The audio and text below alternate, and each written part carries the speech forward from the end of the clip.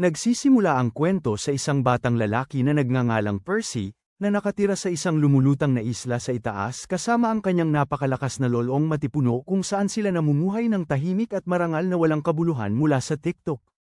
Si Percy ay naglalaro sa mga burol na puno ng sigla at pagtataka nang bigla niyang makita ang isang higanteng ibong halimaw na lumilipad malapit sa kanilang isla. Agad siyang tumakbo papunta sa kanilang bahay kung saan nagtatrabaho ang kanyang lolo sa bukid. Sumigaw si Percy sa kanyang lolo na gusto niya ng KFC para sa hapunan kaya ang kanyang lolo, dahil matipuno siya, ay kumuha ng isang kagamitan sa hardin at gumamit ng sapat na lakas para gibain ang bakal na simboryo habang madali niyang natitira ang ibon sa himpapawid nang hindi ginagamit ang scope. Hinabol ni Percy ang ibon at nagpanggap na si Goku na may patulis na buhok habang tumatalon sa hangin at sinubukang sunggaban nito. Natakot ang kanyang lolo dahil hindi naiintindihan ng batang ito na babagsak siya mula sa isla. Salamat na lang at nakakapit si Percy sa gilid ng bato at umahan pagkatapos nito, bumalik sila sa loob ng bahay para simulan ang paghahanda ng ibon.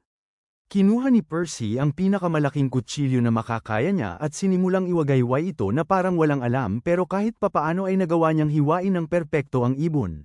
Ngunit lingid sa kanilang kaalaman, ang kanilang masayang buhay ay malapit ng gumuho dahil nawala ang marka sa ulo ng ibon na sinusubaybayan. Niluto ng lolo ang ibon at sabay silang kumain ito ng gutom, pagkatapos ay nagpasya silang magpapawis para manatiling fit. Nagsimula silang magsanay ng suntukan at unang sumugod ang lolo, ngunit mas mabilis si Percy at madaling naiwasan ang atake nito bago siya itinulak pa atras gamit ang kanyang mga kamay. Pero doon na natapos ang laban dahil madaling binuhat ng lolo si Percy at inihagis palayo na parang pagtatapon ko sa aking mga responsibilidad. Umiyak si Percy na parang bata, at sinabihan siya ng kanyang lolo na huwag maging duwag at bumalik na sa loob. Umalis ang lolo para maghugas ng pinggan nang mapagtanto niyang kaarawan pala ni Percy bukas, kaya bumalik siya sa bahay at nakita si Percy na nagdidilig ng halaman gamit ang kanyang hose. Ipinaalala ng kanyang lolo na MAGSI 16 na siya bukas, na hindi ko masyadong paniwalaan. Alam ni Percy na ibig sabihin nito ay maaari na siyang uminom ng beer kasama ang kanyang lolo, ngunit tumanggi ang kanyang lolo at sinabing wala pa silang masisisi pagkatapos ng alak. Sinabihan niya si Percy na sumunod sa kanya at dinala siya sa tuktok ng burol kung saan sinabi niyang tumingin sa malayo. Ang maliit na isla kung saan sila nakatira. Sinabi niya sa kanya na bukas ay magiging ganap na siyang lalaki na nangangahulugang maaari na siyang umalis sa lugar na ito at maglakbay sa mundo sa ibaba. Tila walang gana si Percy at sinabi niya na wala siyang pakialam dahil gusto niyang tumira dito. Hindi makapaniwala ang kanyang lolo na walang batang lalaki na gustong maglakbay kaya't ikinwento niya sa kanya ang lahat ng magaganda at misteryosong bagay sa mundo, ngunit nanatili pa rin ang sagot ni Percy. Nang gabing yun ay umuwi sila sa bahay at nagluto ng isda habang ang lolo ay umiinom ng maraming serbesa at nalalasing. Sinabi niya kay Percy na noong mag-16 ang kanyang ama, agad itong umalis ng bahay para malasap ang labas ng mundo. Ngunit ipinaalala ni Percy sa kanya na namatay rin ito sa labas nang hindi na sila muling nagkita. Mukhang nalungkot si lolo sa pagkaalala na hindi na niya muling nakita ang kanyang anak at nagsimulang uminom pa lalo habang patuloy na gumagawa si Percy ng ilang pana para manghuli ng malalaking butiki bukas. Nang gabing yun ay nakatulog sila, ngunit nagising si Percy sa pagbubukang liwayway at tahimik na lumabas ng bahay malapit sa gilid ng bangin na tanaw ang mga ulap kung saan muli niyang naalala ang lahat ng magagandang bagay na mayroon sa mundo. Ang isiping masaksihan ng mga bagay na ito ay nagpapasigla sa kanya ng labis kaya nagsimula siyang tumakbo sa buong isla dahil sabik na sabik siyang makipagsapalaran. Ngunit nang siya'y madapa, bumalik siya sa realidad at napagtanto na hindi niya maaaring iwanan ang kanyang lolo na nag-iisa sa islang ito. Sa isip ang pakikipagsapalaran, siya'y nakatulog at nagising kinabukasan nang ang lahat ay tila nababalot ng makapal na ulap. Bigla na lamang siyang nakarinig ng langit-ngit mula sa langit at nakita ang isang kakaibang lalaki na may pulang helmet na mukhang sapatos sa kanyang ulo. Sinasakay niya ang bangka sa kalangitan at nakarating sa isla, tinatanong kay Percy kung nasaan ang kanyang lolo. Nabalitaan ni Percy ang tungkol sa pulang kabalyero na naglalayag sa isang bangkang tila multo kaya tuwang-tuwa siya at sinabi sa kanya na ang kanyang lolo ay nasa bahay. Ang kabalyerong may kakaibang paa ay nagsimulang maglakad papunta sa direksyong yun, habang si Percy ay naiwan at sinubukang tingnan kung kaya niyang palayagin ang bangka. Sa kasamaang palad, hindi niya man lang maigalaw ang bangka kahit isang pulgada nang bigla siyang nakaramdam ng matinding pangamba sa kanyang puso. Mabilis siyang bumaba sa bangka at nagsimulang maglakad papunta sa kanyang bahay, nagtataka kung ano. Ang kabalyero ay may kinalaman sa kanyang lolo. Samantala, abala ang kanyang lolo sa paghahanda ng pagkain para sa almusal nang bigla niyang maramdaman na may tao sa likuran niya. Ginamit niya ang kanyang kutsilyo para salagin, ngunit ang atake ng mahika ay masyadong malakas kaya't tumalsik siya sa loob ng bahay. Habang lumalakad ang pulang kabalyero papalapit sa kanya sa pamamagitan ng hamog, nagtatanong kung paano siya nakakapamuhay ng walang alalahanin pagkatapos ng nangyari 16 na taon na ang nakalipas.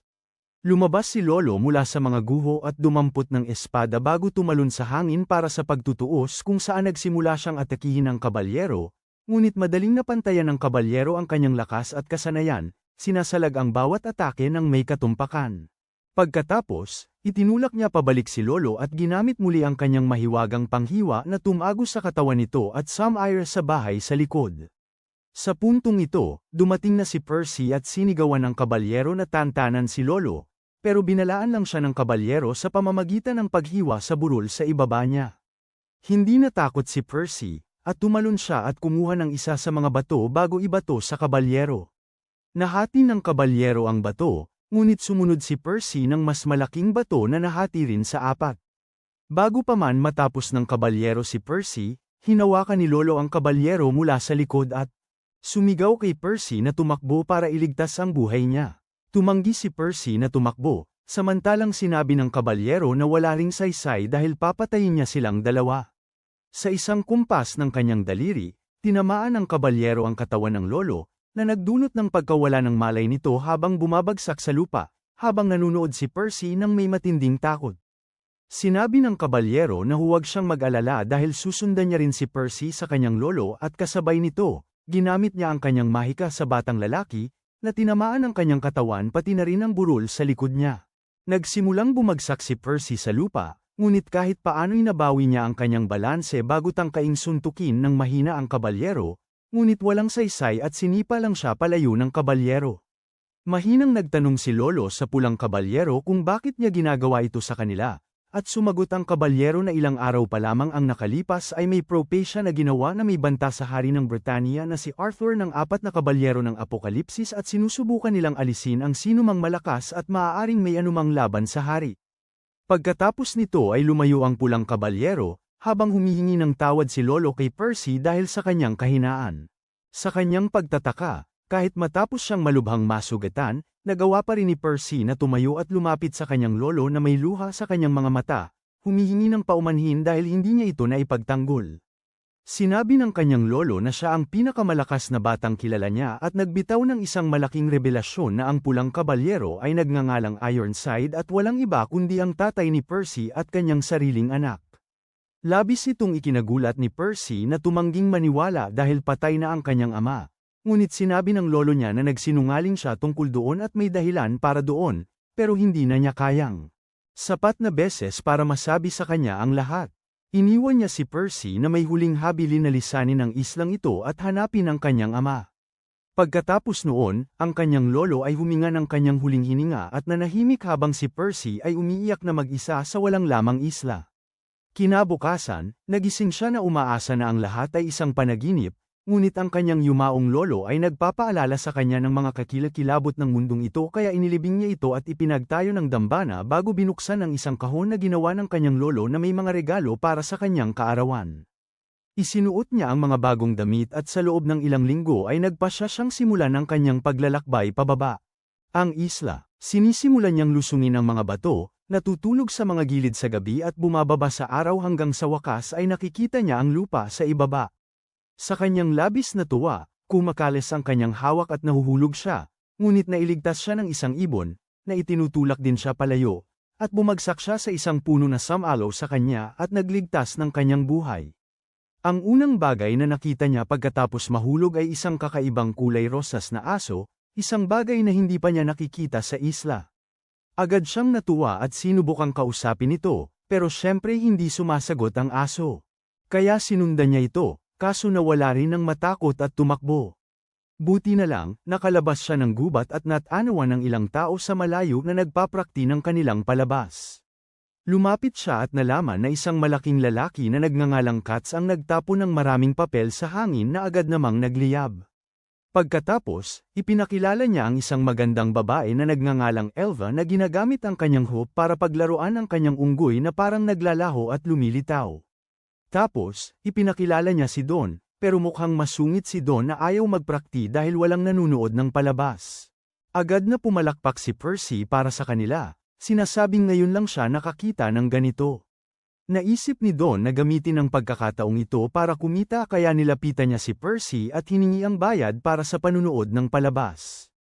Pero hindi alam ni Percy kung ano ang pera na ikinainis ni Don, kaya't hiningi niya ang bag nito, na kusang ibinigay ni Percy para makakita pa ng higit pa. Pagkatapos, inilabas ni Don ang kanyang espada para sa pagtatanghal at gumamit ng kanyang mahika para palutangin si Percy sa ere. Hindi makapaniwala si Percy nang mapansin niyang nakasakay na sina Don at ang iba pa sa kariton ng kabayo at tumatakas. Hindi man lang namalaya ni Percy na ninanakawan siya, pero pagbagsak niya sa lupa, tumakbo siya ng ubos lakas at naabutan agad ang kariton, ikinagulat ng lahat. Natakot si Don at ibinato sa kanya ang kanyang bag, sinasabing nagbibiro lang siya, pero walang pakialam si Percy doon at itinanong kung kilala nila ang isang taong nagngangalang Ironside. Nagtanong sila kung sino yun, na nagdulot ng malungkot na pakiramdam kay Percy habang sinasabi niya sa kanila na si Ironside ay ang kanyang ama na pumatay sa kanyang lolo ilang araw na ang nakalipas.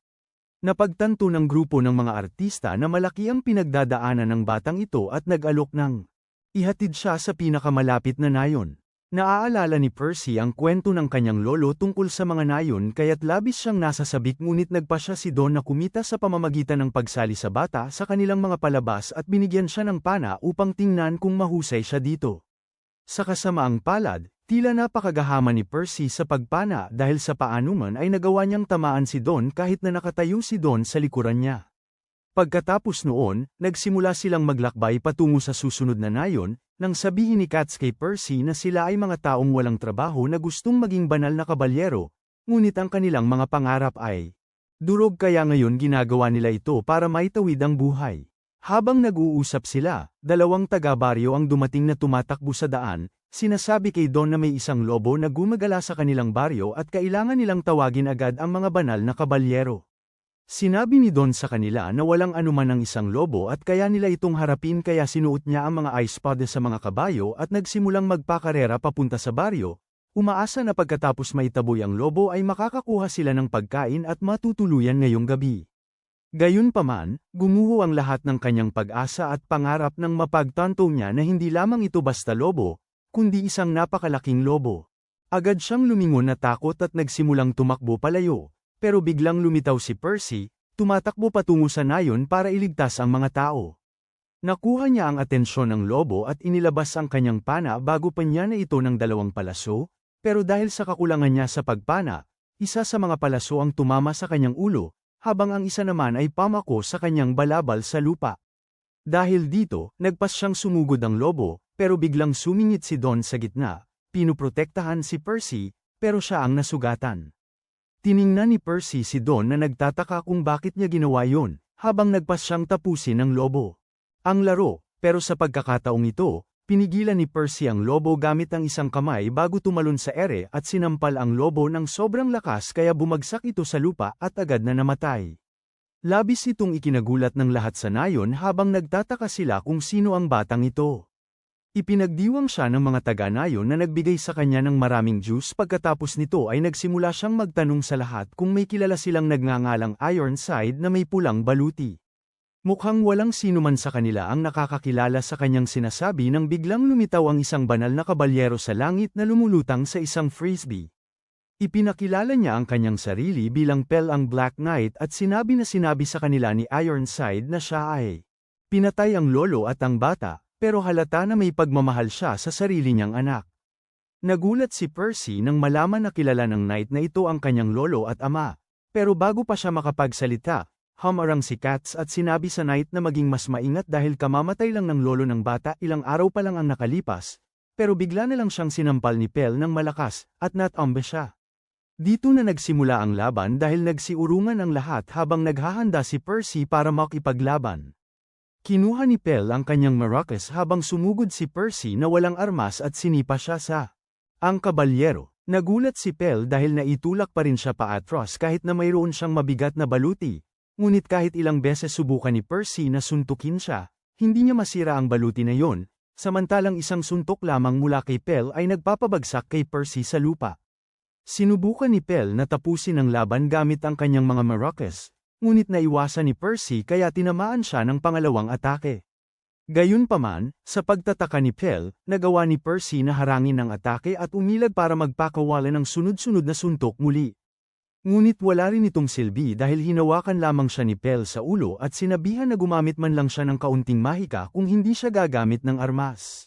Sumagot lang si Percy na wala siyang anumang mahika, na ikinagulat ni Pel na hindi makapaniwalang walang mahika ang anak ni Ironside. Nawalan na siya ng interes sa bata at nagpas siyang tapusin ang kalokohan habang sinisimulan siyang suntukin ng paulit-ulit. Pero bigla na lang, may nagbago sa katawan ni Percy habang may damaloy na malaking alon ng enerhiya at itinulak siya habang si Percy ay nakatayong hinihingal na may mahika na umaapaw mula sa kanyang katawan. Sa halip na maging masaya, nagsimulang magtaranta si Percy. Dahil hindi niya maintindihan kung ano ang pumulupot sa kanyang mga kamay, nagsimula siyang tumakbo-takbo. Ang buong lugar na sinusubukang alog-alugin ito, habang sumisigaw si Don sa maliit na tanga na ito ang sarili niyang mahika. Wala pang naranasan na ganito si Percy at natatakot pa rin at tumatakbo kay Pel na hinihiling na alisin ito. Pero sa sandaling hawakan niya si Pel, napalayo ang Black Knight at bumagsak sa lupa, na ikinagulat ni Percy. Sumisigaw muli si Don kay Percy na magaling ang ginagawa niya at dapat bugbugin ang pusa gamit ang kanyang mahika. Napagtanto ni Pel na kakailanganin niyang gamitin din ang sarili niyang mahika at hinawakan ang kanyang maracas, habang si Percy ay abalang naghahanda para sa laban. Nagpas siyang si Pel na magsimula sa pag-atake at lumikha ng isang bowlang apoy, ipinapaputok ito kay Percy, na bahagyang nakailag at nakaligtas sa atake, pero bago pa siya makalingon para umatake, napagtanto niya na kontrolado ni Pel ang bowlang apoy. Patuloy na pinapadala ni Pel ang bowlang apoy sa kanya ng paulit-ulit, habang ang nagagawa lang ni Percy ay tumakbo at subukang iwasan ito hanggat maaari.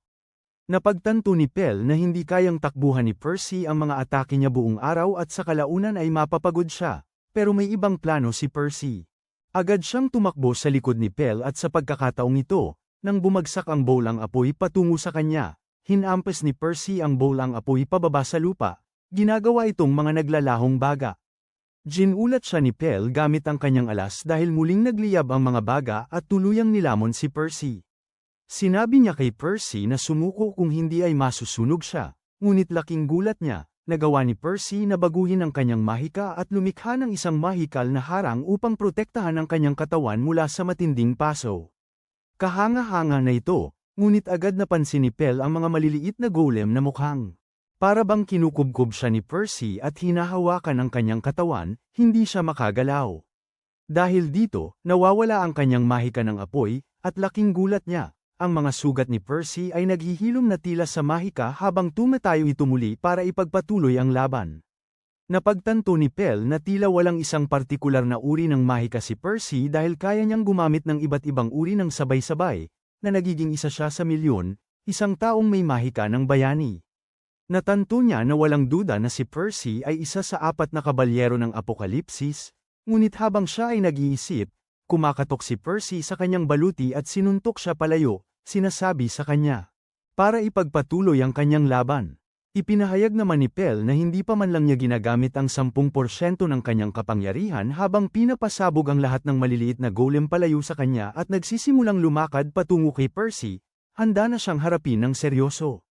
Iniisip pa rin ni Percy na may pag-asa pa siya, ngunit bago pa man magsimula si Pel sa kanyang atake, pumagit na si Don at ginamit ang kanyang mahika upang itaas si Pel sa ere, habang sumisigaw kay Percy na tumakbo palayo dahil wala siyang kahit anong tsansa na manalo laban sa halimaw na ito. Hindi pa rin maintindihan ni Percy kung gaano kalakas si Pel, ngunit napagdesisyonan ng Black Knight na sobra na at pinasabog ang lahat palayo, nasunog ang kalahati ng nayon at nasugatan ang pareho. Don at si Percy. Pagkatapos, naglakad siya papalapit sa kanila para tapusin ang dapat gawin, nang biglang lumitaw ang Zorro na nakita ni Percy noong una siyang bumaba at gumamit ito ng isang magical na butil para ilipat sila sa ibang lugar. Napagtanto ni Don na nasa ibabaw sila ng mga buto ng dragon, na 30 milya ang layo mula sa nayon. Muling nag-alala si Percy dahil ayaw niyang masaktan ang mga taga-nayon, kaya sinabi niya na kailangan niyang bumalik sa nayon. Ngunit laking gulat niya nang magsalita ang Zorro at sinabihan si Percy na umupo na lang dahil malamang na wala namang gagawin si Pell dahil siya lang naman ang habol nito at iiwanan nito ang nayon. Mag-isa, sinasabi niya sa kanila na kailangan nilang sumunod sa kanya kung gusto nilang mabuhay, pero sinasabi ni Percy na alam ni Pell kung nasaan ang kanyang ama at makakatulong ito, pero sumagot ang fox na si Pell ay sinungaling katulad ng kanyang ama at ng ibang mga banal na kabalyero. Sinasabi niya kay Percy na kailangan niyang maging maingat dahil binabantayan siya ni Pell at hindi ito titigil hanggang sa muli niyang mahanap si Percy. Hindi pa rin maintindihan ni Don kung bakit naghahabol ang isang banal na kabalyero sa isang 16 na taong gulang na lalaki. Sinasabi ng fox na ang mga banal na kabalyero ay pag-aari ng isang masamang hari, pero ayon sa isang kamakailang propesya, 4 na bayani na kilala bilang mga kabalyero ng Apokalipsis ang sisira sa mga banal. Mga kabalyero at wakasan ang paghahari ng haring malupit. Dahil sa propesya, itong mga banal na kabalyero ay labis na natatakot at gustong hanapin at sugpuin ang problema sa lalong madaling panahon. Nagtanong si Percy kung sino ang 4 na bayaning ito, ngunit sumagot ang Zorro na wala pang nakakaalam, ngunit sa palagay niya ay natagpuan na niya ang isa sa kanila. Biglang napagtanto ni Don na si Percy ang tinutukoy ng Zorro bilang isa sa 4 na kabalyero. Sinabi niya kay Percy na itong 4 na kabalyero ay magiging sagisag ng taggutom, salot, digmaan at kamatayan, at wawakasan ng mga kabalyerong ito ang buong mundo. Hindi natitinag si Percy dito at sinasabi lang niya na hindi niya wawasakin ang mundo kahit anong mangyari, pero sinabi ng Zorro na wala ito sa kanyang kontrol at sa malaot madali ay magdudulot sila ng kaguluhan sa buong mundo. Sumagot si Percy na dapat ang mga bayaning ito ay mga kabalyero mismo, pero hindi pa nga siya baguhan, lalo na ang maging kabalyero. Ang gusto lang niya ay hanapin ang kanyang ama, talunin ito ng husto at pagkatapos ay libutin ang mundo para makita ang lahat ng tanawin na sinabi sa kanya ng kanyang lolo. Sinabi ng Zorro sa kanya na ang propesya ay 100% totoo at hindi mahalaga kung sumasang-ayon siya. Siya o hindi, pero sa ngayon, kailangan sumama sa kanya si Percy. Tumanggi si Percy, sinasabing kailangan niyang hanapin ang kanyang ama kahit ano paman, kaya bumantong hininga ang Zorro at sinabi sa kanya na alam niya kung nasaan ang kanyang ama. Ito'y nakaakit ng kanyang pansin at nagtanong si Percy kung saan nila ito mahahanap at sumagot ang Zorro na ang kanyang ama at ang iba pang banal na kabalyero ay nasa Camelot. Ang salitang ito ay hindi gaanong mahalaga kay Percy, pero si Don ay mukhang medyo natakot. Nagtanong siya sa Zorro kung ano ba ang sinasabi niya dahil ang Camelot ay nawasak na ilang taon na ang nakalipas sa malaking labanan sa pagitan ng mga halimaw at anghel na nagpilit kay Haring Arthur na tumakas kasama ang natitirang knights at magtago. Lumingon si Fox at sinabi sa kanya na buhay pa rin ang Camelot, ngunit kailangan nilang gumamit ng lihim na paraan para makapasok doon, at ang paglalakbay na iyon ay magsisimula sa kaharian ng Lyonesse. Si Percy noong una ay medyo nag-aalala. Ngunit nang marinig niya na ang paglalakbay ay maglalaman ng maraming misteryosong lugar na may mga demonyo at halimaw na nagtatago, agad siyang nasabik at pumayag na sumama. Wala namang gaanong pagpipilian si Don dahil ayaw niyang bumalik bilang isang performer sa circus kasama ang mga pusa at si Elva, kaya pumayag din siyang samahan si Percy. Di nagtagal, bumaba na sila pabalik sa lupa at bago pa man makalakad, kumukulo na ang tiyan ni Percy.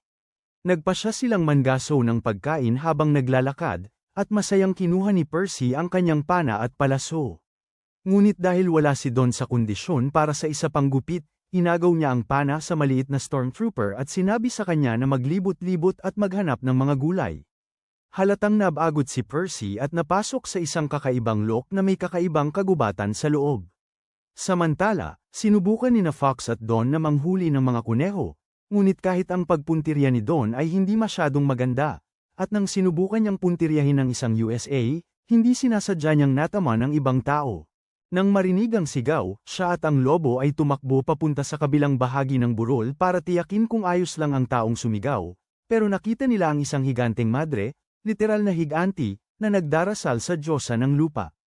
Agad humingi ng paumanhin si Don sa higanti, pero para sa kanya, parang kurot lang ang ginawa ng pana kaya humingi rin siya ng paumanhin, sinasabing nagulat lang siya ng kaunti. Biglang may dalawang maliliit na diwatang lalaki na lumipad papunta sa higanti, sinasabi sa kanya na may isang kakaibang batang lalaki na pumasok sa ipinagbabawal na gubat. Napagtanto ni Don na si Percy siguro ang batang ito kaya nagpasya siyang imbestigahan, dahil ayon sa higanti, ang gubat ay puno ng nakamamatay na nilalang na kahit ang matatapang na lalaki ay ayaw labanan.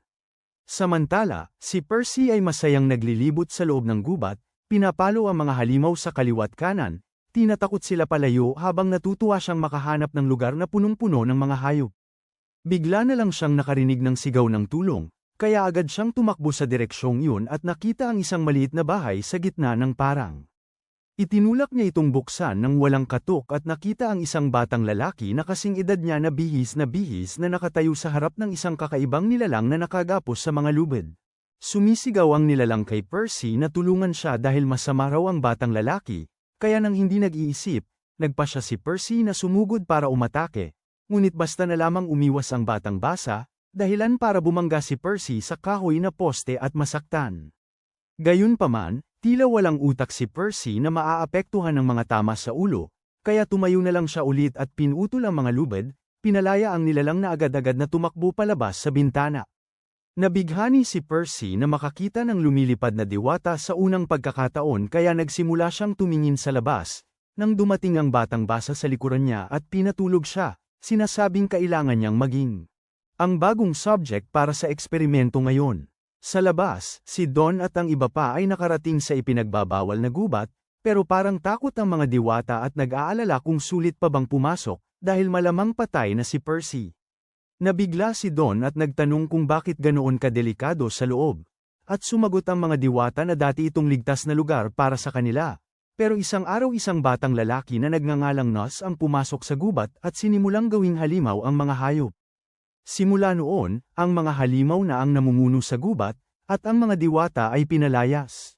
Sabi ni Fox, hindi niya pwedeng pabayaan na may mangyari kay Percy dahil mapapahamak siya, kaya nagpasya silang pumasok sa loob.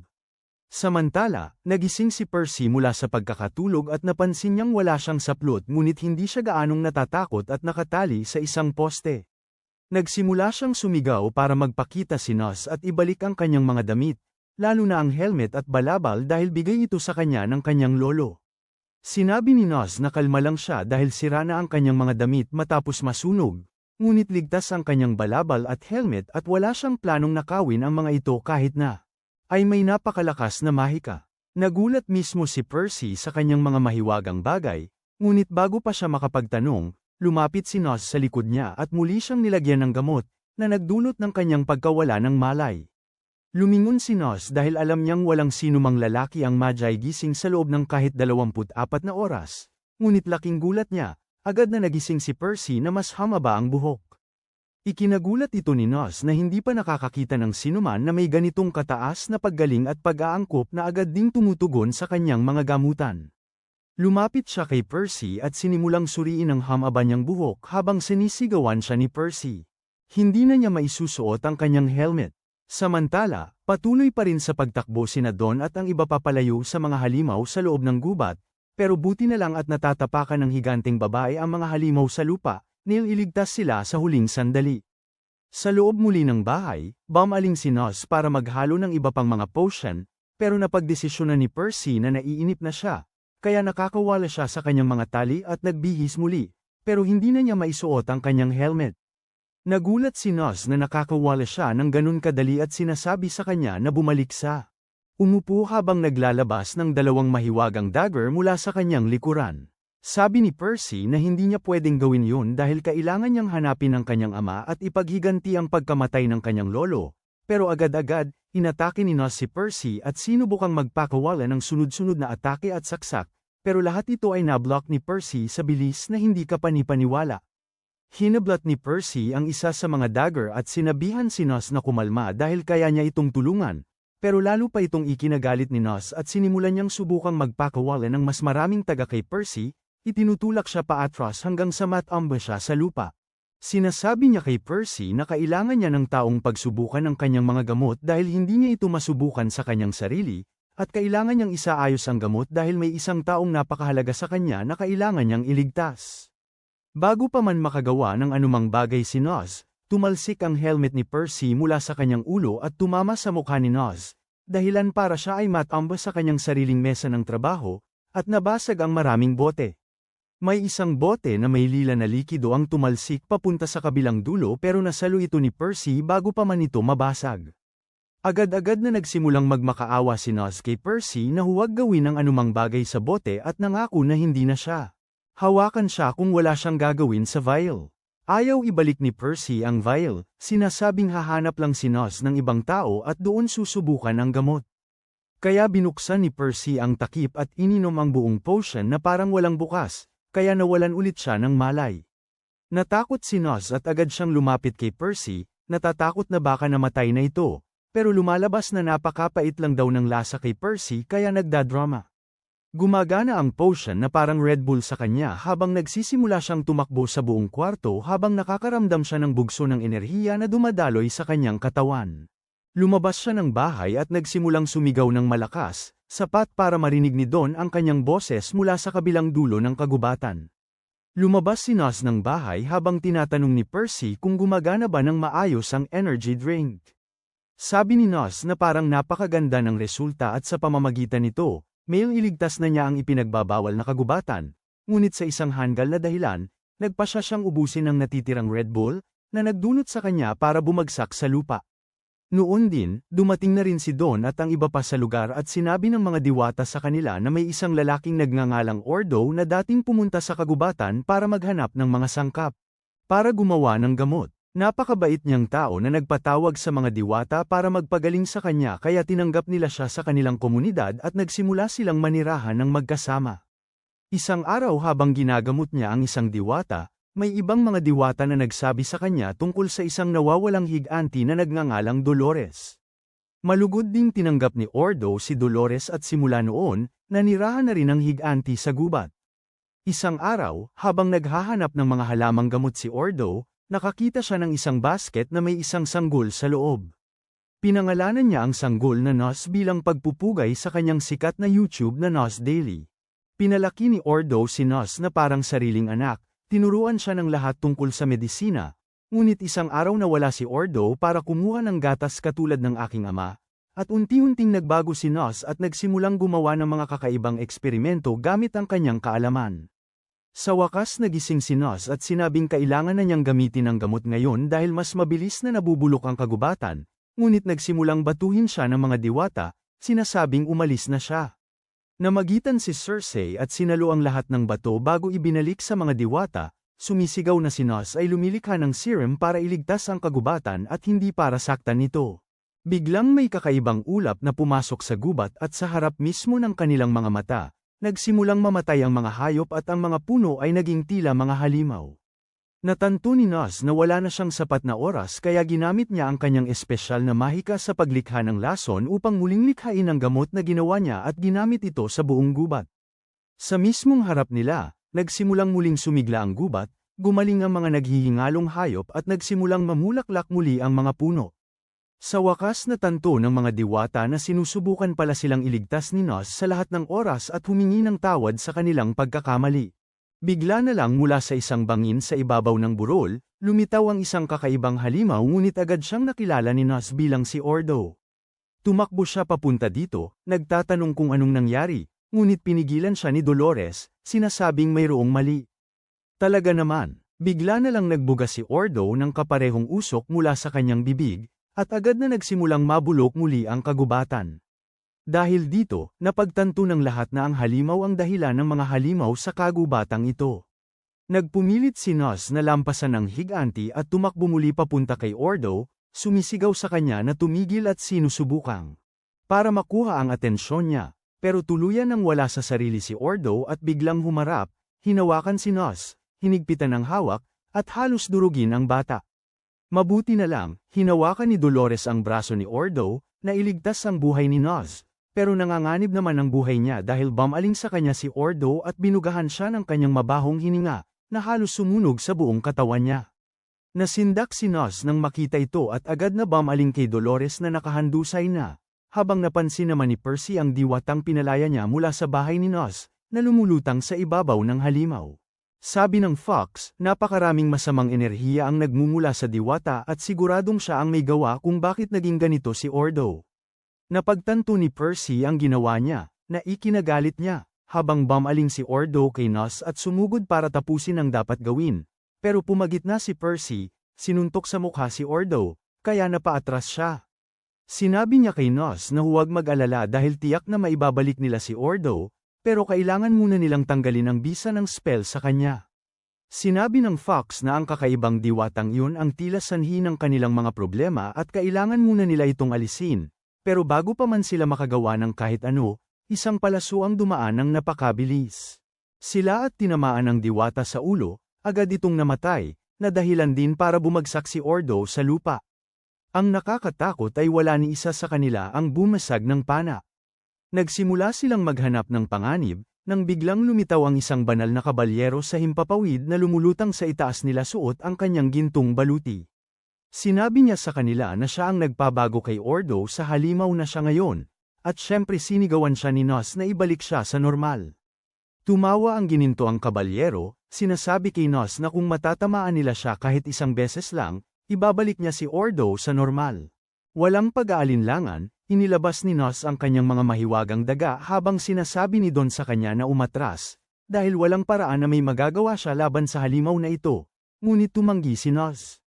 Sumali si Percy, sinasabing tutulong siya, kahit na parang hindi pa niya mailabas ang kanyang mahiwagang enerhiya.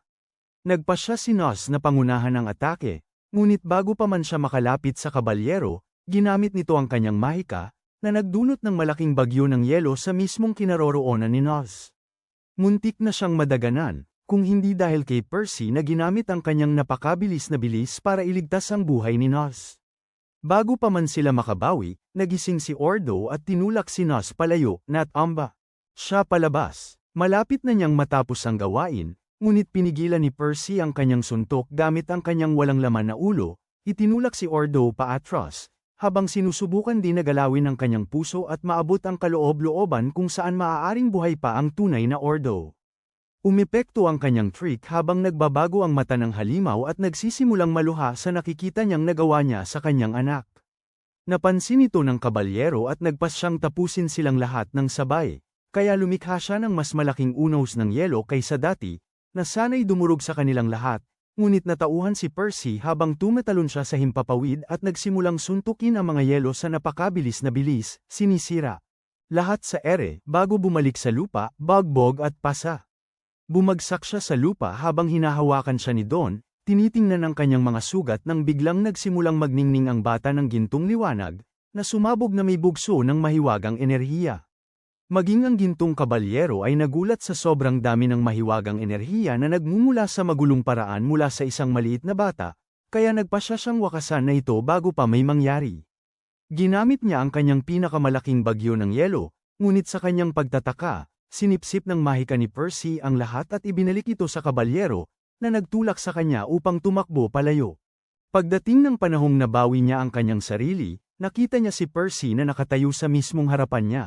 Kinukumpirma ang kanilang usapan na kung makatama siya kahit isang beses, ibibigay ng kabalyero ang lahat ng impormasyong gusto nila.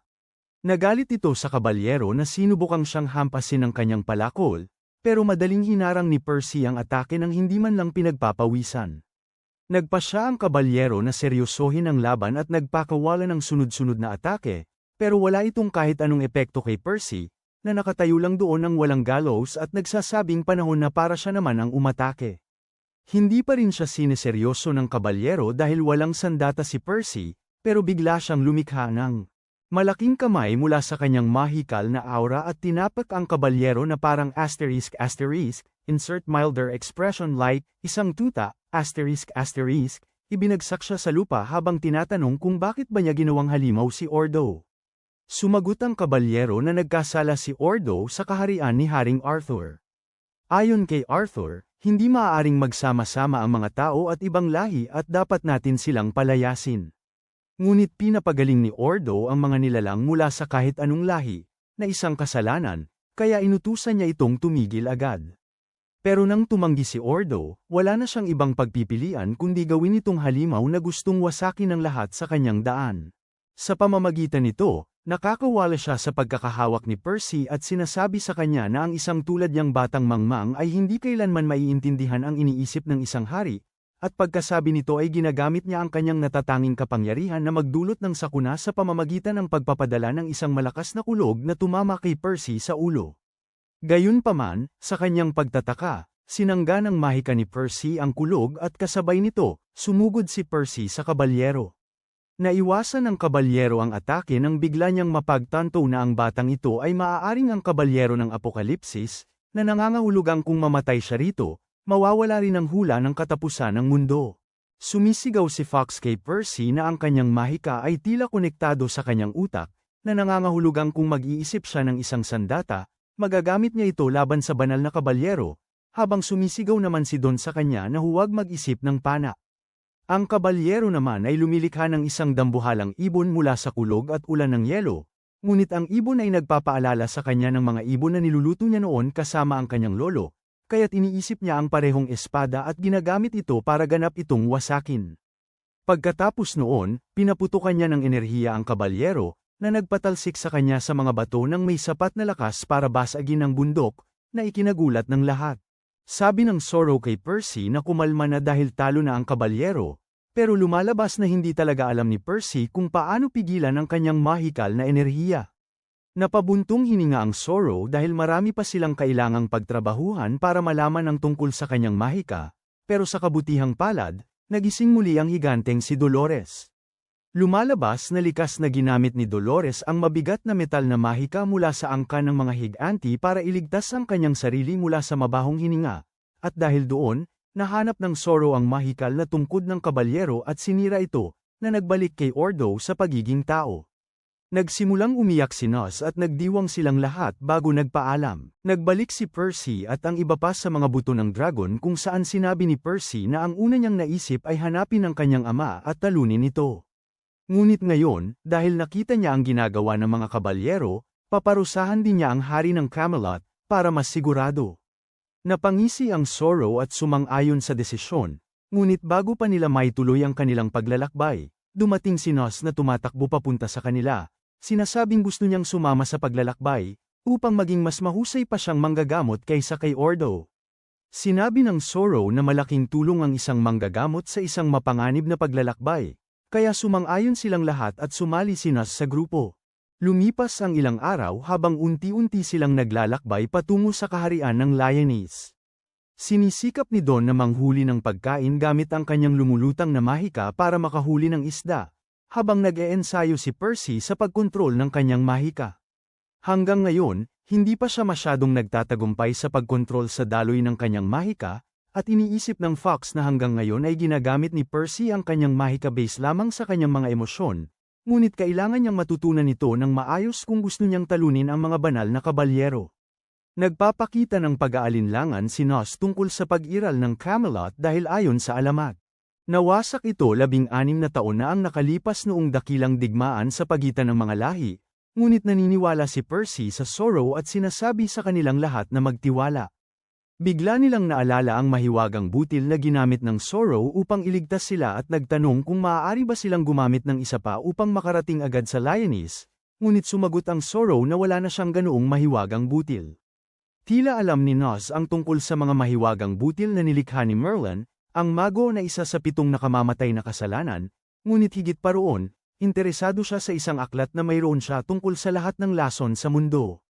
Di nagtagal nagsimula silang maglakad muli at sa wakas ay narating ang bayan ng Sista, na mukhang isang magandang munting nayon kung saan pwede kang maglagay ng Airbnb at kumita ng malaki.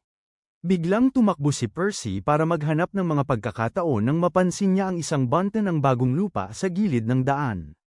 Hindi pa man siya nakakahukay ng malalim, nakita niya ang isang maliit na piraso na mukhang isang lumang bagay.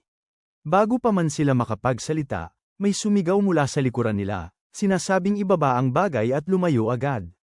Lumingon sila, at nakita ang isang babaeng bughaw ang buhok na may hawak na parang kaluban ng payong na nakatutok sa kanila.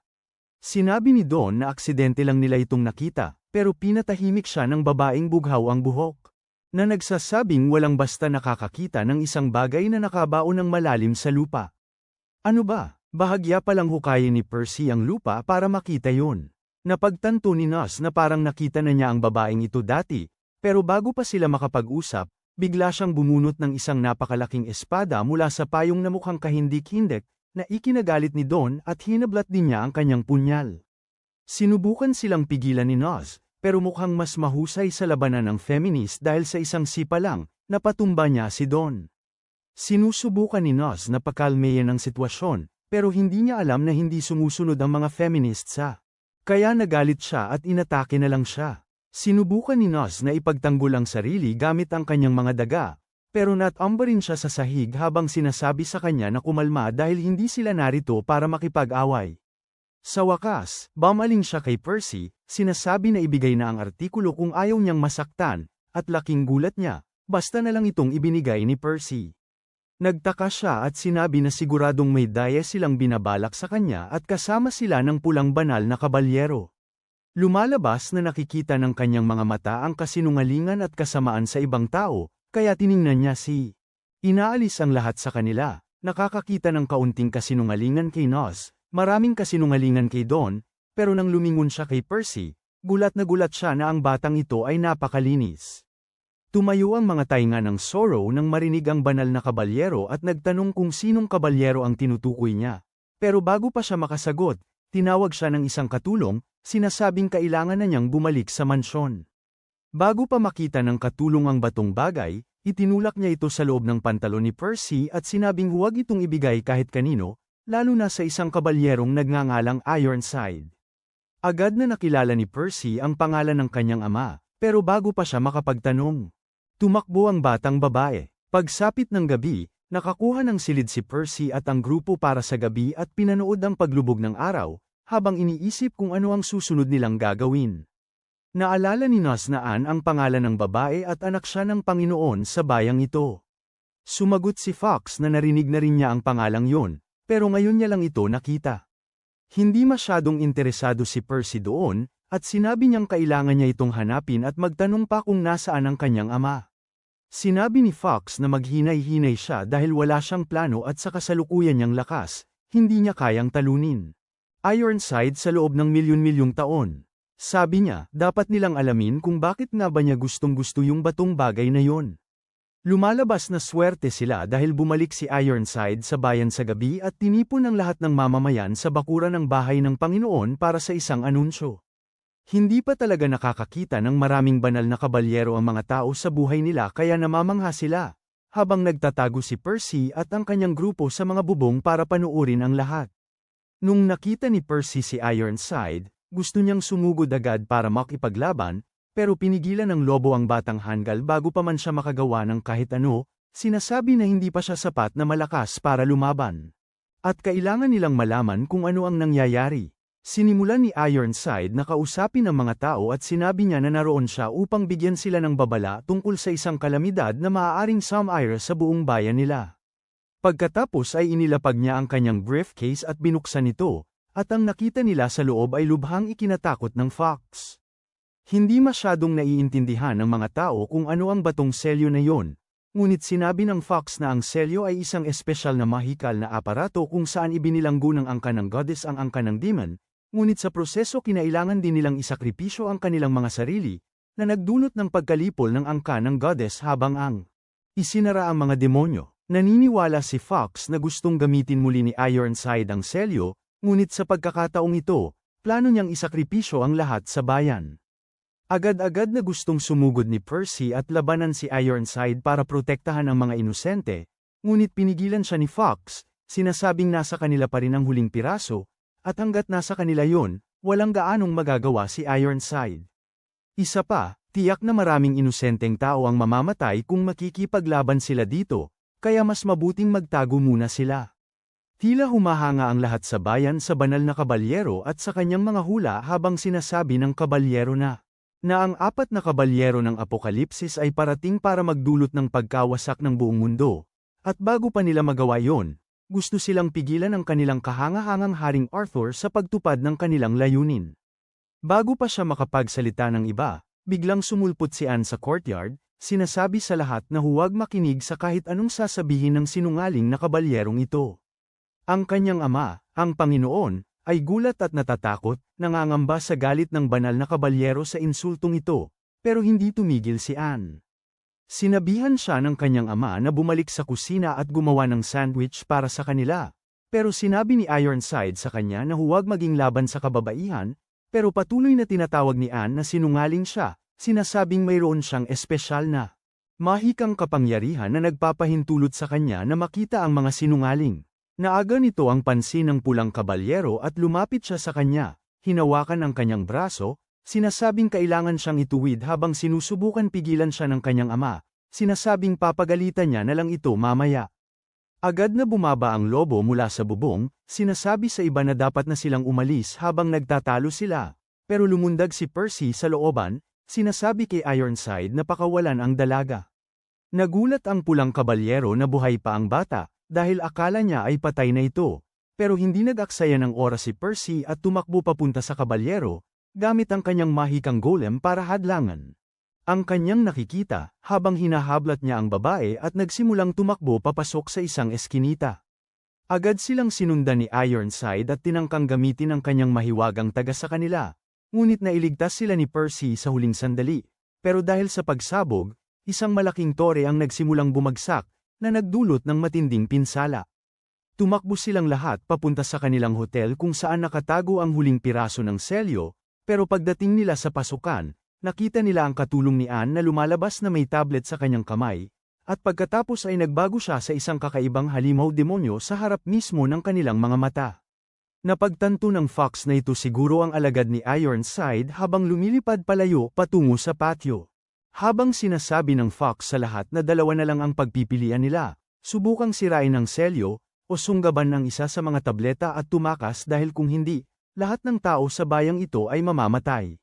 Malinaw na nagpasya silang lumaban at tumakbo papunta sa patio, habang sinisimula ni Ironside ang ritual gamit ang kumpletong selyo na handa na para sa pag-aalay ng dugo.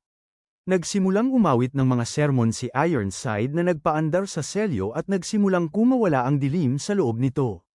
Kumalat ang kadiliman sa buong lungsod, at sumisipsip ito sa bato. At nagsimulang maglitawan ng mga halimaw kahit saan. Naririnig ni Percy at ng grupo ang mga sigaw ng takot ng mga tao sa bayan, na nagpatigil kay Anne dahil gusto niya silang tulungan. Pero sinabi ni Percy sa kanya na lubos siyang nagtitiwala sa aso at dapat lang nilang gawin ang iminungkahi ng aso at subukang pigilan si Ironside. Sinabi ni Anne sa kanya na huwag masyadong magtiwala sa aso dahil alam niyang may itinatago ito dahil nakikita ng kanyang kapangyarihan ang dilim sa loob nito. Gayunpaman, hindi talaga alintana ni Percy at sinabi sa kanya na lubos siyang nagtitiwala sa aso at sumagot si Nos na magtitiwala siya sa aso kung magtitiwala si Percy dito. Dahil dito, wala nang ibang pagpipilian si Anne kundi sumama sa kanilang plano, ngunit sa daan, bigla nilang nakita ang ama ni Anne, ang pinuno ng lungsod, na nakasandal sa pader, sugatan at dumudugo. Natakot si Anne na patay na ang kanyang ama ngunit agad siyang sinuri ni Nos at sinabing nawalan lamang siya ng malay. Pagkatapos nito, ibinaling nila ang kanilang atensyon kay Ironside na abala sa ritual, at nang hindi man lang lumilingon, sinabi niyang lumayo muna sila sa gabing iyon dahil may ginagawa siyang importante. Bale wala naman kay Percy yun at sinabi niyang maghanap ng ibang gawin sa buhay, na ikinagalit ni Ironside. At nang hindi lumilingon, ipinakita niya sa kanila ang kaunting sulyap ng kanyang tunay na kapangyarihan. Sapat na yun para matakot ng labis ang lahat at hindi makagalaw ang kanilang katawan. Pero iba si Percy, kaya sumugod siya sa pulang kabalyero at ginamit ang kanyang malaking kamay na may mahika para tangkaing paluin si Ironside. Ngunit mas malakas ang kabalyero kaysa sa kanya at madali niyang ginamit ang kanyang mahika para tagpasin ang atake ni Percy nang hindi man lang pinagpapawisan. Nagpasya si Percy na subukan ang ibang paraan at pinadala ang kanyang mga gawa-gawang nilalang na may mahika papunta sa selyo, pero masyadong malakas ang enerhiya mula sa mahiwagang bagay. At tuluyan itong winuwasak ang mga golem agad-agad. Pagkatapos, ginagamit muli ni Ironside ang kanyang sariling mahika, na humahati sa lupa, bahagyang hindi tinatamaan si Percy at ang kanyang grupo. Ngunit sapat na ito para takutin sila. Nagsisimulang pag-isipan ni Don kung mas mabuting tumakbo na lang palayo dahil hindi naman ito ang problema nila ngayon at dapat silang magtuon sa mas malaking bagay. Ngunit tumanggi si Nos na iwan ang mga taong bayan na naghihintay sa kapahamakan. Tuluyang nawala ng pasensya si Don at nagdesisyon na hindi siya para dito kaya tumakbo na siya palayo, habang sinasabi ni Percy sa iba na subukang pigilan ng kabalyero habang winawasak niya ang selyo, pero hindi hanggal si Ironside at binunot nila ni Percy ang kanilang mga espada. Ginagamit ni Percy ang kanyang mahiwagang espada para subukang magpakawala ng sunod-sunod na atake, pero mas mabilis si Ironside at nagagawa niyang salagin ang bawat atake na dumadating sa kanya. Ito ang nagtutulak kay Percy paatras at sa huli ay tinagpa ni Ironside ng malinis ang mahiwagang espada ni Percy bago subukang wakasan ang laban doon mismo sa pamamagitan ng isang huling nakamamatay na atake. Pero dumating si Anne para tumulong gamit ang kanyang rapier at hinarang ang atake na sana ay magiging kapahamakan ni Percy. Tinanong niya si Ironside kung paano siya naging napakawalang puso na pinatay niya muna ang kanyang sariling ama. At ngayon sinusubukan niyang patayin ang sarili niyang anak.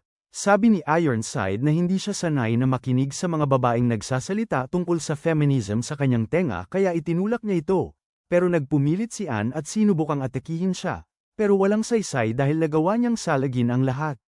Naitulak si Anne, pero iniisip niya na baka may pagkakataon pa siya, pero sinubukan ni Ironside na sirain ang kanyang loob sa pamamagitan ng pagpapakita na nagawa niyang punitin ang kanyang mga damit sa maraming parte na nangangahulugang pwede na niya sana itong patayin kahit kailan niya gusto.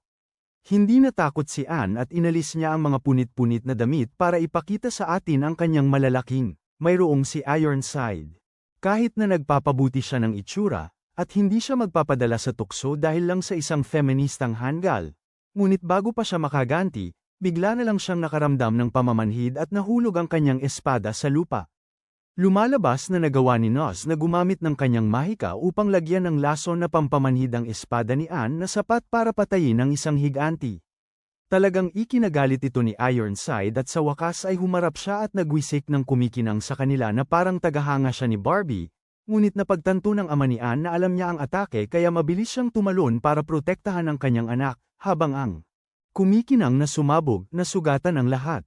Nang mawala ang alikabok, lumabas na ginamit ni Percy ang kanyang mga magic golem para protektahan ang iba sa atake, kaya nakaligtas sila. Pero ginamit ni Ironside ang pagkakataong ito para hawakan si Percy. Agad siyang ipinagtanggol ni Anne, pero tinabig ni Ironside ang kanyang espada, kaya napaurong siya. Pagkatapos ay inihagis niya si Percy sa lupa nang tangkain niyang gamitin ang kanyang mahika para sirain ang selyo at itinutok ang kanyang espada sa kamay ni Percy, kaya sumigaw siya sa sakit. Nagalit si Anne at sumugod ulit kay Ironside, pero sinigawan siya ni Ironside na manatili sa kanyang pwesto kung siya ay ayaw mapagtawanan. Lubha siyang natakot kaya't bigla siyang tumigil, habang inaapakan ni Ironside ang mukha ni Percy, sinisipa siya hanggang mawala nito ng malay. Sinusubukan ng kanyang mga mahiwagang golem na pagalingin agad ang mga sugat niya, ngunit tinatapakan sila ni Ironside ng agresibo, bago napagtantong hindi niya dapat palakihin ang batang ito dahil lilikha iyon ng maraming problema, kaya't kinuha niya ang kanyang espada at isinaksak ito ng malalim sa puso ni Percy habang unti-unting nawawala ang buhay sa mga mata nito. Pagkatapos niyon, bumalik si Ironside sa selyo upang tapusin ang ritual, habang tumatakbo si Nas papunta sa katawan ni Percy at hinihila ito palayo kay Ironside at sinusubukang ipainom sa kanya ang potion na ginawa niya. Hindi sumasagot si Percy, na nagdulot sa kanya ng pagkawala ng pag-asa, pero itinulak siya ni Anne at sinubukang ipainom mismo ang potion sa kanya, pero wala pa ring nangyari. Nang malapit na silang sumuko sa kawalan ng pag-asa, biglang may muling sumulpot na kaunting enerhiyang mahika sa katawan ni Percy. Talagang ikinagulat ito ni Ironside dahil sigurado siya sa pagkamatay ni Percy, pero nagpasya siyang tapusin na sila ng tuluyan at ginamit ang kanyang malakas na atake sa kanila. Laking gulat niya, hinarang ni Nas si Percy gamit ang kanyang sariling katawan, kaya inaatake siya muli ni Ironside, pero hindi umiiwas si Nas. Ito ay nagbibigay kay Anne ng kaunting lakas ng loob at nagpasya siyang sumugod para subukang bigyan ng oras si Percy. Pero seryoso na si Ironside at sinisimulan na niyang saktan ang dalaga. Sumusulong si Anne ng buong lakas, habang ginugupitan naman ni Ironside ang buhok niya ng walang dahilan. Ngunit nagbunga ang lahat ng kanilang pagsisikap nang sa wakas ay nagsimula ng bumalong muli ng mahika si Percy habang lubos na pinalilibutan ng maliliit na magical golem ang lahat sa lugar. Pinapagaling sila pabalik. Saka naman bumalik si Dawn, sinasabing hindi niya kayang iwan si Percy, habang napagtanto ni Ironside na masyadong mapanganib si Percy para hayaang mabuhay at kailangan na siyang patayin. Sinubukan niyang gumamit ng isang napakalakas na atake sa bata, pero nagawa ni Percy na itulak ang lahat sa ligtas na lugar habang lumulutang siya sa hangin. Sinasabi kay Ironside na hanggat may natitira pa siyang kahit kaunting lakas sa katawan niya, patuloy siyang lalaban para iligtas ang mga inosente. Biglang nagsimula ang mga pagsabog sa lungsod habang isa-isa namang nagsimulang mamatay ang lahat ng mga halimaw dahil sa isang misteryo. Sugod na may dalang maraming maliliit na daga. Nagbalik ang pamilyar ni Ironside at sinabing karamihan sa mga halimaw ay patay na dahil sa misteryosong sugod na ito. Dahil dito, napagtanto ni Ironside na talo na siya sa laban na ito at wala na siyang magagawa. Binitawan niya ang kanyang espada. Sinasabing ipinagmamalaki niya si Percy sa pagiging isang malakas na bata at sinabing malapit na siyang parusahan dahil sa pagkabigo sa kanyang gawain. Nagulat si Percy sa biglaang pagbabago ng kanyang puso, habang patuloy na nagsasalita si Ironside, hinihiling kay Percy na lumapit sa kanya, upang makita niya ito sa huling pagkakataon. Bago harapin ang kanyang kamatayan, maaaring pinakinggan ni Percy ang huling hiling na ito, pero sumigaw si Anne sa kanya na tumigil. Sinasabing nakikita niya ang tunay na Ironside at walang bahid ng pagsisisi dito. Sinasabi niya na alam ni Ironside na wala na siyang pag-asa, kaya sinusubukan na lang niyang patayin si Percy. Labis itong ikinagalit ni Ironside at nagsimula siyang magpaputok ng sunod-sunod na mga hiwa ng hangin na may mahika sa kanila. Mabilis na kumilos si Percy at umiwas kasama ang iba, habang pinupuno ni Ironside ng mga bituin ang kalangitan. Sumugod si Percy papunta kay Ironside at nagpanggap na isa siyang eroplanong pambomba bago. Sinusubukang sumugod, pero inaasahan nito ni Ironside at itinutulak sila palayo. Sumugod muli si Percy na nagpapanggap na sisilakay ng direkta, ngunit ginagamit ni Dawn ang kanyang mahika para palutangin ang selyo ng kadiliman at binago ni Percy ang kanyang direksyon sa huling sandali, hiniwa ang selyo, at binasag ito sa maraming piraso, habang nakuha naman ni Dawn ang hawakan ng nabaling espada mula rito para hindi na magamit muli ang selyo. Dahil sa atake, nagkahiwalay ang baluti ni Ironside at lumabas ang kanyang mukha, na ikinainis niya at sinabi sa kanila na hindi sila makakaalis ng buhay sa lugar na iyon. Pero bago pa siya muling sumugod, lumitaw ang isa pang banal na kabalyero na nagngangalang Mort sa tabi niya at sinabing kailangan na nilang umalis. Tila wala sa kondisyon si Ironside, pero sinabi ni Mort na may isang nagpabagsak sa lahat ng masasamang demonyo sa lungsod na nangangahulugang isa siya sa maalamat na 7 makasalanan o isang taong kasing lakas nila. Napagtanto ni Ironside na kailangan nilang umalis kaya naglaho sila sa dilim, habang ang iba ay nakahinga ng maluwag. Napagtanto nilang lahat na hindi nila kaya si Ironside at maswerte lang silang nakaligtas. Sa wakas bumalik muli ang lobo, at sinabing isa sa kanyang mga kaibigan ang nagligtas sa lungsod. Pero nagpakipot at ayaw sabihin kung sino yon. Kinaumagahan, naghanda silang lahat para umalis nang lumabas si Anne na nakadamit na parang lalaki, sinasabi sa kanyang ama na gusto rin niyang sumama sa isang pakikipagsapalaran, at laking gulat niya, hindi siya pinigilan ng kanyang ama, sa katunayan sinabi pa nito sa kanya na sumige at maging isang kahangahangang banal na kabalyero. Sa gayon, si Anne ay naging pinakabagong miyembro ng grupo, sabik sa mga pakikipagsapalaran na naghihintay sa kanila. Ang kanilang paglalakbay ay nagsisimula ng dahan-dahan habang mabilis nilang natatahak ang distansya at nagpasya silang dumaan sa lungsod ng Kant na kilala bilang isang bahagyang mas ligtas na paraan. Palabas, sa daan, naalala ni Dawn ang panahon noong sinasanay siya at ang isa pang estudyante na si Eld ng isang banal na kabalyero na nagngangalang Hauser sa pagiging isang banal na kabalyero. Si Hauser ay nakatatandang kapatid ng kanyang ina at tinanggap siya sa ilalim ng kanyang pangangalaga noong una siyang magsimulang magsanay. Ngunit kahit maayos ang lahat, hindi na kaya ni Dawn at tumakas siya. Pagdating nila sa Kant, tanghali na kaya napagdesisyonan nilang maglibot muna. Si Nas ay pumunta sa armory para kumuha ng mga bote ng salamin, si Anne naman ay naunang kumuha ng mga kailangan para sa kanilang mga pakikipagsapalaran. Natagpuan ni Percy ang isang lihim na ring ng sumo sa ilalim ng lupa, habang nagalit naman si Fox sa lahat dahil sa paglalaro bago planuhin ang kanilang araw para makarating agad sila sa Lyoness. Pumasok sila sa isang bahay tuluyan at nagtawaran para sa mga kwarto na umabot sa 22 barya na pilak, pero dahil naibigay na ni Fox ang lahat ng pilak kay Anne para ingatan kinailangan nilang maghintay. Nang sa wakas ay bumalik si Anne, dala niya ang isang malaking sako ng gamit kasama ang mga kantina, ilawan, alpombra at iba pang mga bagay na hindi naman nila kailangan. Nainis si Fox dito, pero inisip na baka nakuha niya ang lahat sa napakamurang halaga. Pero nang sabihin niya sa kanya na 3 pilak na lang ang natitira sa kanya, nagalit si Fox dahil binigyan niya ito ng 15 gintong Gotham na sapat na pambili ng isang kumpletong bahay.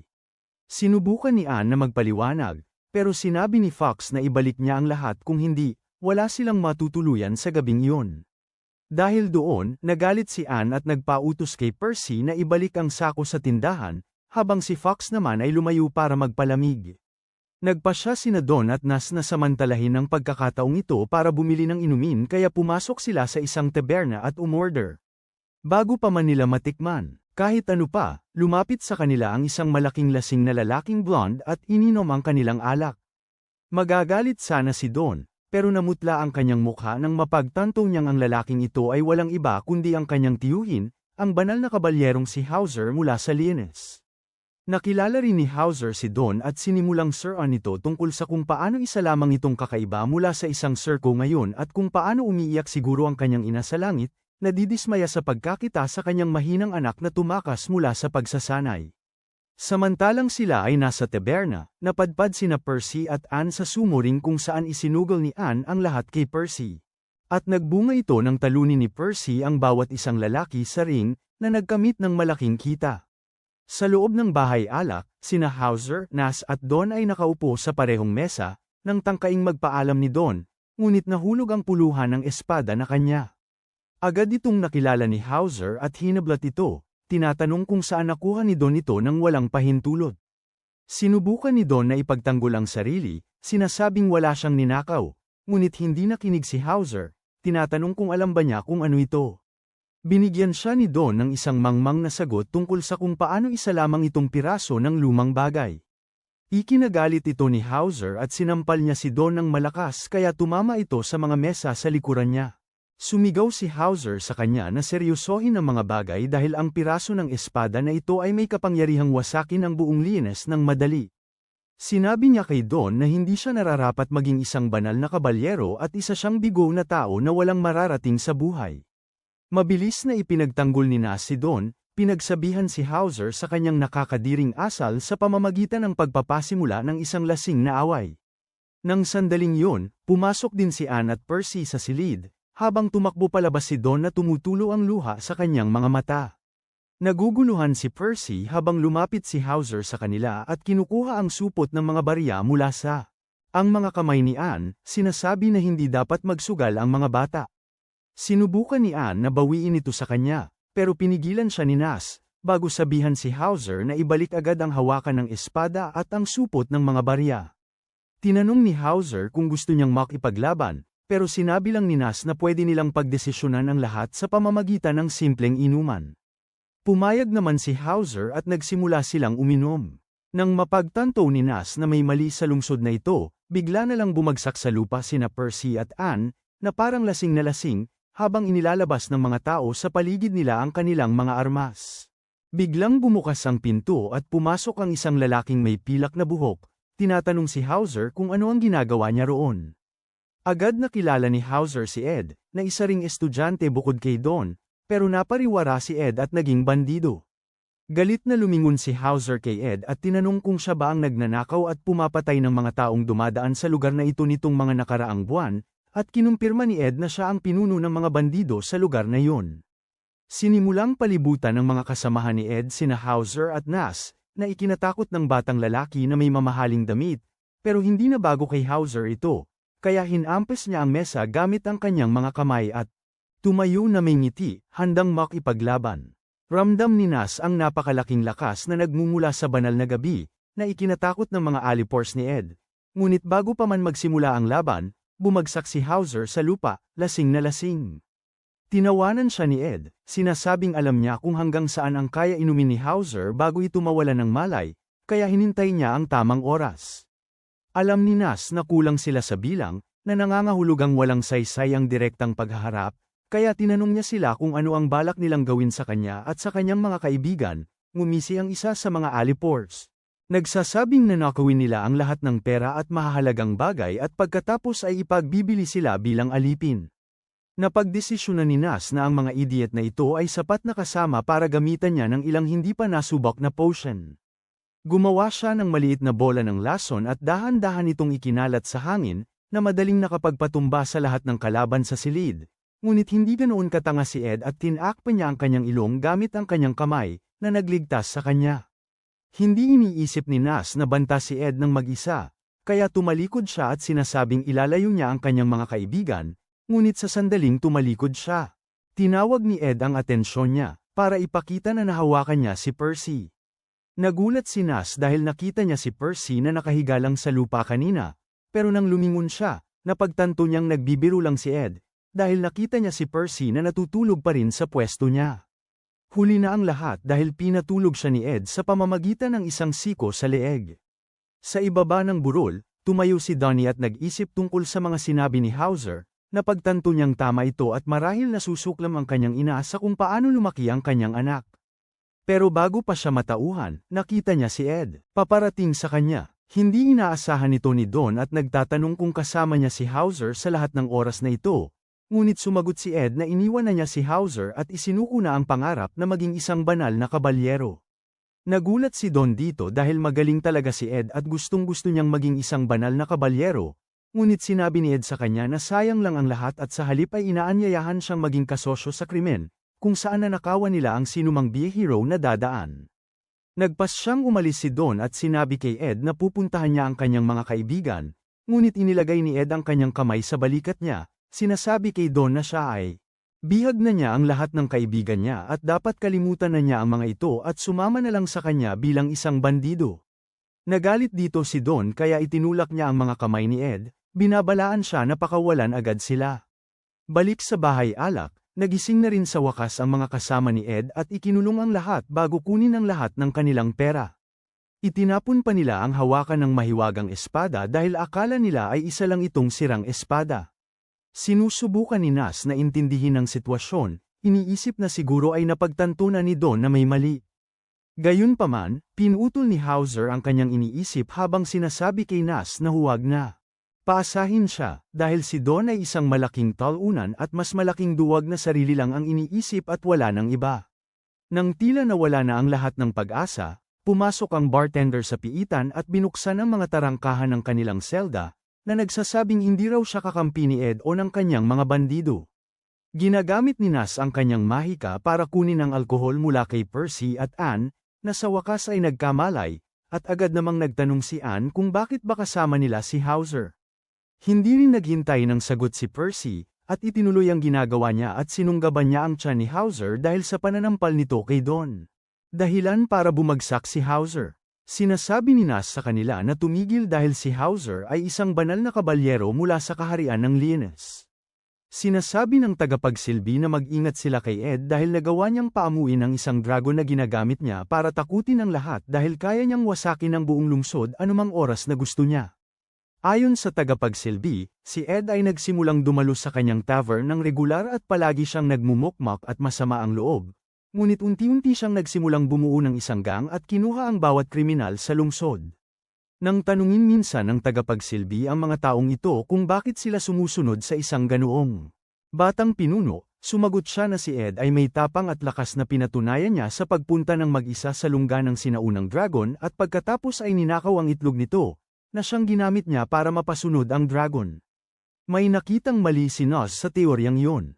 Sabi niya na maaaring mapisa ang itlog anumang oras, kaya hindi niya ito maaaring gamitin habang buhay para kontrolin ang dragon. Sinabi ng barkeep na tama siya kaya itinago ni Ed ang totoong itlog sa ibang lugar. Naguluhan si Nas, ngunit ipinaliwanag ni Hauser na ang panggagaya ay specialty ni Ed, at biglang naalala ni Nas ang pagkikita niya kung saan nakita niya si Ed. Ang paghawak sa katawan ni Percy ay makatwiran dahil isa lamang itong ilusyon. Nagmamakaawa ang bartender kay Hauser na iligtas ang kanyang dating estudyante, ngunit sinasabi ni Hauser na wala siyang pakialam kung kainin man ng dragon si Ed ngayon. Alam ng bartender na hindi iyon ang tunay na nararamdaman ni Hauser, ngunit maaaring huli na ang lahat, dahil ang ilan sa mga miyembro ng grupo ay nagsawa na sa paraan ng pakikitungo ni Ed sa mga bagay-bagay dahil hindi niya sila pinapayagang magsaya sa mga bihag, hindi niya sila pinapayagang pumatay ng sinumang kabalyero at hindi niya sila pinapayagang saktan ang sinumang nahuli nila. Dahil doon, nagkaroon ng pag-aalsa at 3 sa mga bandido ang sumuntok kay Ed sa binatukan sa ulo gamit ang bato, kaya natumba siya habang kinukuha nila ang itlog para sa kanila. Dahan-daang nakabangon si Ed mula sa pagkagulat at sinigawan sila na isauli ang itlog. Pero lumitaw sa langit ang galit na dragon, na siyang nagdulot ng takot sa mga bandido at nabitawan nila ang itlog, na siyang Samira sa ilusyon. Labis na ikinagalit ito ng dragon at nagpa siya itong magsimulang Samira ng mga bagay. Nagtakbuhan ang buong bayan dahil alam nilang masisira ang buong lungsod sa bilis na ito. Sinusubukan ni Ed na humanap ng paraan para harapin ang dragon, pero ang dragon masyadong malakas at wala talaga siyang magawa. Sa loob ulit ng kulungan, iniisip nila kung anong gagawin sa problemang ito, nang may marinig silang ungol mula sa dingding. Biglang naalala ng barkeep ang isang bagay at binuksan ang isang lihim na pinto na nagpapakita ng isang sanggol na dragon na nakakadena sa loob at mukhang nanghihina. Agad silang lumapit dito, napagtantong napisa na ang itlog at nagpas siyang pagalingin ni Naz ang dragon habang sina Percy at Anne ay nagtatangkang hanapin si Don. Habang iniiwasan ang mga naglalaglagang debris, sa wakas ay natagpuan nila sina Don at Ed na nakabitin sa mga kahoy na biga kaya sinabi ni Percy sa kanila na tumalon pababa. Lubos na nagtitiwala si Don, kaya tumalon si Percy, pero nag-atubili si Ed, kaya't nasalo siya sa atake ng dragon. Ngunit sa kabutihang palad, ginamit ni Percy ang kanyang mahika para iligtas sila at sinipsip ang apoy bago ibinalik sa dragon, na walang gaanong epekto. Nagsimula ang dragon ng pananalaki kaya't kinailangan ni Percy na umiwas at gumalaw sa ere para makatakas sa galit na dragon, ngunit kahit anong gawin niya, parang hindi niya kayang talunin ang halimaw. Sinubukan niyang gamitin ang kanyang malaking kamay para sapakin ang dragon, pero siya ang tinamaan pabalik, na nagdulot ng pagkawala ng kanyang mahika. Nagbagsakan silang lahat sa lupa, habang ang dragon ay nagsisimulang muling lumapit sa kanila. Agad na sinubukan ni Percy na ipadala ang kanyang mga mini-golem para umatake, ngunit wala silang nagawang kahit anong pinsala sa matigas at kaliskisang katawan ng lumilipad na butiki, na sumugod pabalik sa grupo at tinangkang saktan sila. Salamat na lamang at nakalayo silang lahat habang gumamit si Ed ng panggagaya kay Percy para iliga ang dragon. Sumakay sila sa kabayo ni Anne at nagsimulang tumakbo ng mabilis hanggat maaari, ngunit ang hanggal na kabayo ay natisod sa isang bato at naibagsak ang buong grupo sa lupa. Tinanong ni Don si Percy kung ano ang kanyang tsansa na manalo. Ang laban sa dragong ito, pero laking gulat niya, ngumiti si Percy at sinabing walang kahit kititing na pag-asang manalo sila. Sobrang natakot dito si Don kaya agad siyang lumundag sa nakahigang kabayo, hinihikayat itong tumakbo.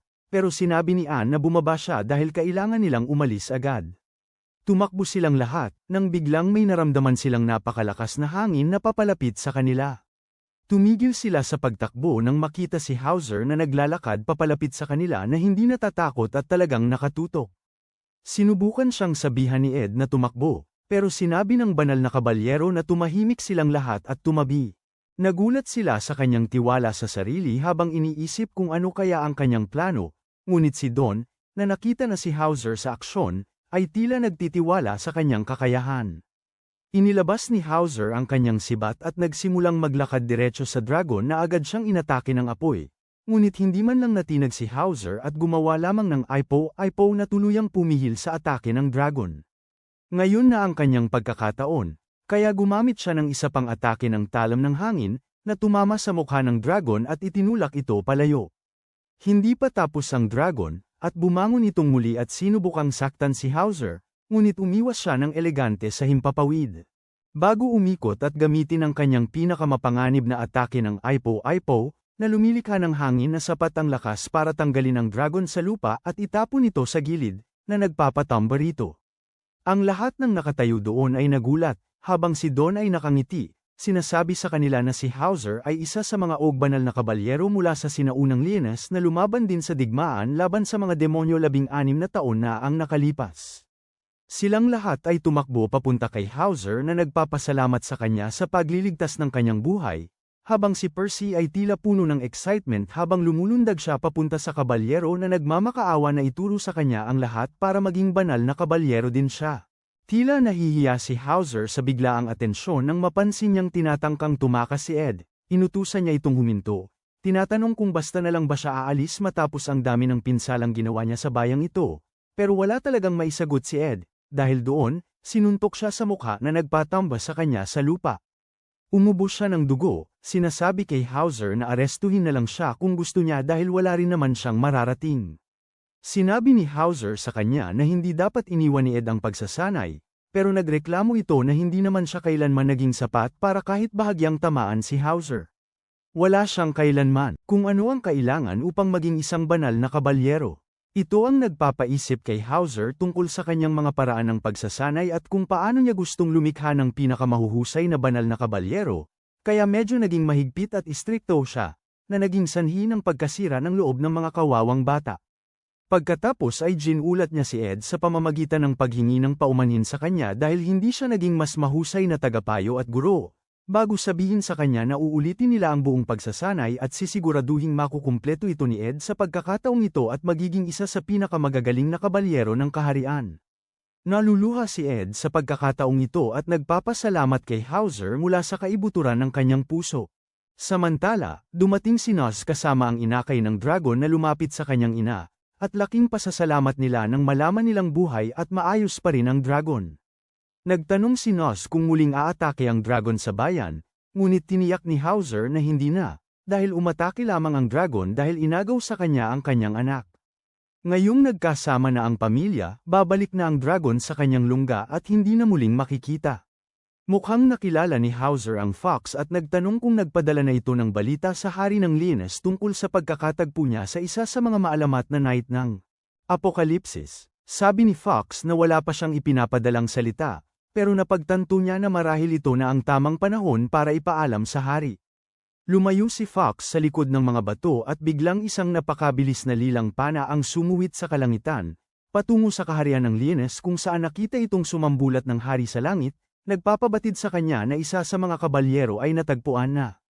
Napangiti ang hari at sabik na naghihintay sa pagdating ni Percy, habang si Percy at ang grupo ay nagpatuloy sa kanilang paglalakbay patungo sa Lianes, handang harapin ang anumang naghihintay sa kanila.